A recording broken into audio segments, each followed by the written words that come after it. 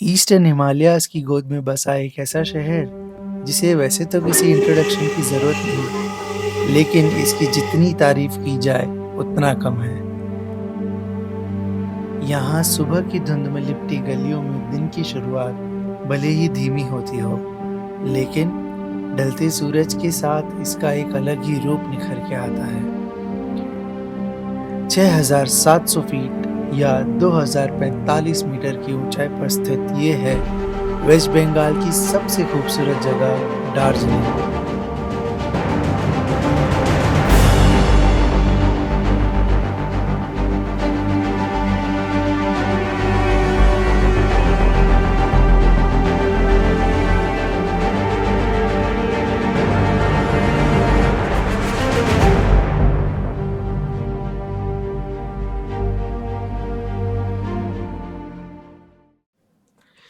ये शहर सिर्फ एक जगह ही नहीं, बल्कि एक एहसास, एक कहानी है। एक ऐसी कहानी जहाँ किसी हरे समंदर की तरह फैले चाय के बागान हैं, तो कहीं है हिमालय की तरह ऊंचे खड़े देवदार के पेड़। यहाँ एक तरफ हम जैसे टूरिस्ट की वजह से लगा ट्रैफिक जाम है, तो एक तरफ है पीस पगोड़ा में महसूस की गई शांति।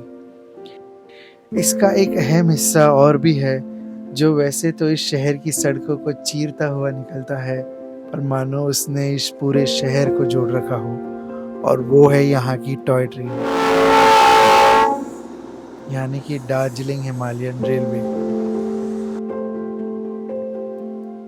और वो बात जो इस कहानी को सबसे ज़्यादा खास बनाती है, वो है कि आप खुद इस शानदार कहानी का एक हिस्सा बनकर ये सब कुछ महसूस कर सकते हो। जितनी बार यहाँ आओ, उतनी बार अपने सफ़र का एक नया किस्सा लिख सकते हो। तो चलो एक ऐसा ही किस्सा मैं भी सुनाता हूँ। हमने हमारे ट्रिप की शुरुआत करी यहाँ के ज़ू से। अब ख्वाहिश तो इन एनिमल्स को इनके नेचुरल हैबिटेट में देखने की है, पर यहाँ ज़ू ही था तो वही सही। इसी ज़ू के आखिर में है हिमालयन माउंटेनियरिंग इंस्टीट्यूट या HMI, जो इस दुनिया के सारे माउंटेनियर्स में वर्ल्ड फेमस है। अब क्योंकि हम में से किसी को भी HMI जाने का कोई इंटरेस्ट था नहीं, तो हमने हमारा रुख मोड़ लिया यहाँ के लोकल चाय के बागानों की ओर। वैसे तो मुझे यहाँ पर आते हुए सारे चाय के बागान एक जैसे ही लगे, पर हाँ, अगर हम गोपालधारा जा पाते तो शायद बात कुछ और होती। अब गोपालधारा क्यों नहीं जा पाए, ये तो आपको पिछला वीडियो देखकर ही समझ आएगा। फिलहाल हम अपना रुख मोड़ते हैं यहाँ पर बने जापानीज टेम्पल और पीस पगोड़ा की ओर। इतने टूरिस्ट और इतनी सारी टैक्सियों के शोर में पीस पगोड़ा में पीस मिलना तो मुश्किल था, मगर फिर भी हमने यहाँ कुछ पल शांति के गुजार ही लिए, क्योंकि दार्जिलिंग की हवा में ही इतना सुकून जो है। खैर, इसके बाद हम दोबारा चल पड़े थे हमारी होटल की ओर, क्योंकि शाम होने लगी थी और रात के समय मॉल रोड की हसल बसल में हमें शॉपिंग भी तो करनी थी।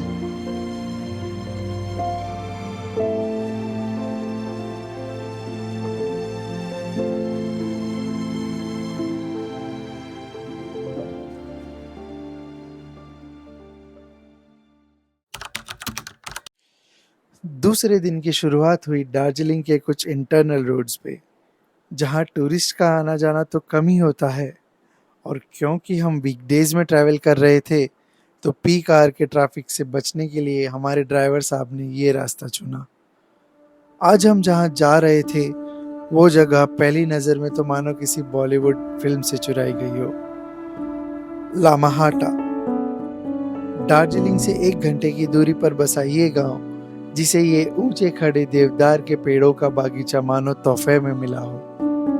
वैसे तो ये भी तकदा फॉरेस्ट का ही हिस्सा है, पर इसकी खूबसूरती की वजह से 2012 में बनाया गया ये लामाहाटा इको पार्क। लामाहाटा का मतलब ही होता है एक मॉन्क या एक सन्यासी का निवास स्थान, तो शायद ये पार्क बनाने का भी यही रीज़न रहा होगा कि बाहर के लोग भी आकर नेचर की खूबसूरती को कुछ इस तरह महसूस करे जैसे एक मॉन्क महसूस करता हो।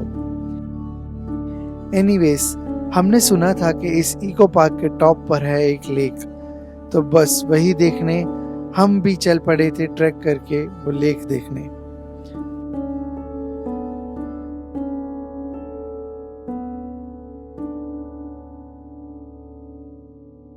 अब हमें तो नहीं पता कि इस लेक को सेक्रेड क्यों कहा जाता है, पर यहाँ पहुंचकर थोड़ा बुरा ज़रूर लगा, क्योंकि लेक के नाम पर था एक छोटा सा मैन-मेड तालाब।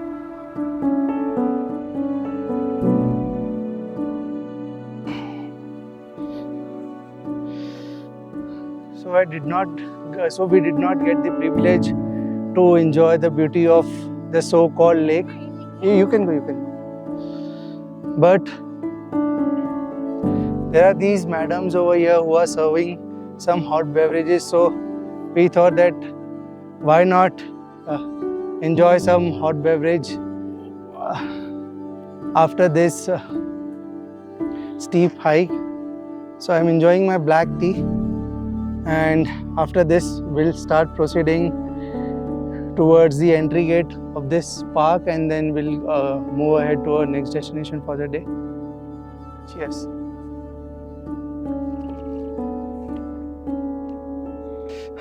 चढ़ने में लेकिन मजा आया ना बहुत। मेरा भी फर्स्ट ट्रैक है। I have always thought like अभी जब अपने मुंबई में दिसंबर में थोड़ा सा ठंड पड़ा था, सो कॉल्ड ठंड, तो वहाँ पे आई थॉट कि I will go to Harihareshwar. वहाँ पे हरिहरेश्वर में देयर इज वन पॉइंट, नहीं हरिहरेश्वर नहीं, सॉरी हरिश्चंद्रगढ़। नहीं तो सी द थिंग इज से हरिश्चंद्रगढ़ में देयर इज वन प्लेस जहाँ से the temple is only 5 kilometres का ट्रैक। सो मैंने सोचा था कि वहाँ तक गाड़ी लेके जाएंगे और फिर वो 5 किलोमीटर्स का ट्रैक तो एटलीस्ट आई विल डू। कितना बड़ा ट्रैक किया अभी? नहीं 750 metres. This was 750 meters. Oh my God. 5 kilometre. How do you know? Is this starting में लिखा हुआ है? 750 मीटर्स है ना। आप लोग रोज इतना I thought that we must have done like we must have climbed almost 1.5 kilometers, but it's just 750 meters.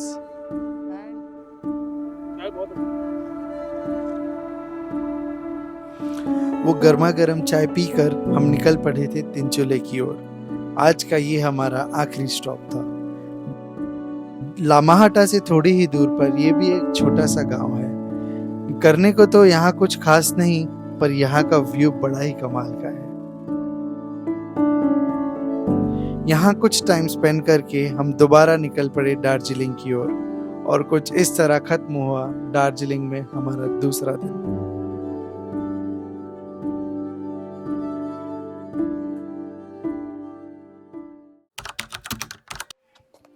आज हमारा इस शहर में आखिरी दिन था, तो सोचा क्यों ना एक आखिरी बार इस शहर की खूबसूरती को और पास से देखा जाए। बस इसलिए मैं अपनी कैब को डिच करते हुए पैदल ही निकल पड़ा। सुबह के 9 बज रहे थे और दार्जिलिंग की गलियां धीरे धीरे अपनी आंखें खोल रही थी। कोई अपनी दुकान के बाहर चाय की चुस्कियां ले रहा था, तो कोई स्कूल जाने की तैयारी कर रहा था, कोई अपनी दुकान लगाने में व्यस्त था, तो कोई सब्जी की दुकान पर भाव तोल करने में। इन गलियों की चहल पहल देखते देखते मैं पहुंचा Darjeeling railway station. Walking at Darjeeling station was one good decision which I took today. क्योंकि दार्जिलिंग का सबसे इम्पोर्टेंट सफर हमने आखिर के लिए छोड़ रखा था, और वो था टॉय ट्रेन की सवारी।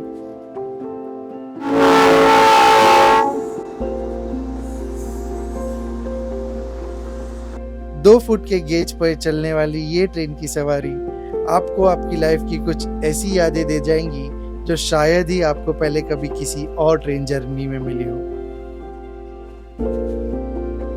इसकी शुरुआत होती है दार्जिलिंग से, और ये आपको ले जाती है इंडिया के हाईएस्ट रेलवे स्टेशन घूम पे, जो कि 7,407 फीट की ऊंचाई पर बना है।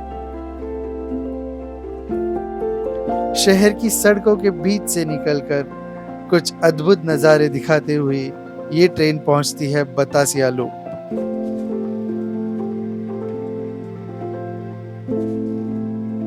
जो इस रूट का एक अहम हिस्सा भी है। क्योंकि घूम स्टेशन दार्जिलिंग से ज़्यादा ऊंचाई पर है, तो ये लूप इस ट्रेन को वो ऊंचाई तक पहुंचने में मदद करता है।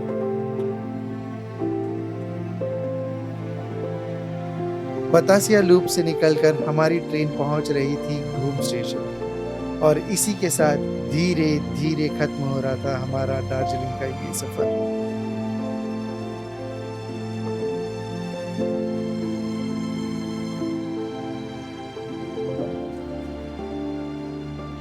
कुछ दिन की ट्रिप जिंदगी भर की यादें बन जाएंगी, ऐसा यहाँ आने से पहले कभी सोचा नहीं था। लोगों को कहते तो सुना है कि पहाड़ इंसान को बदल देता है, पर जब खुद की बारी आई घर लौटने की, तब समझ आया कि शायद सच ही कहते हैं। हमारी घर वापसी हो रही थी, पर ऐसा लग रहा था मानो कि दिल का एक टुकड़ा यहीं रह गया हो, जो हमें यहाँ दोबारा लौटने को कह रहा हो।